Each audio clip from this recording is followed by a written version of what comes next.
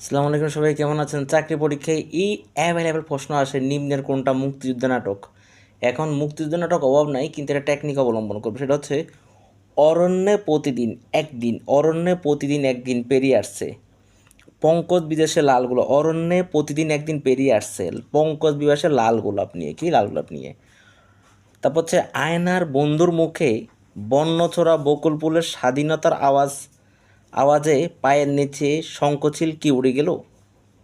আবার টেকনিকটা বলি। অরণ্যে প্রতিদিন একদিন পেরিয়ে আসছে পঙ্কজ বিবাসে লাল গোলাপ নিয়ে। আয়নায় বন্ধুর মুখে বর্ণছড়া বকুল ফুলের স্বাধীনতার আওয়াজে পায়ের নিচে শঙ্খচিলকে উড়ে গেলে, এগুলো সব হচ্ছে মুক্তিযুদ্ধ নাটক টেকনিক।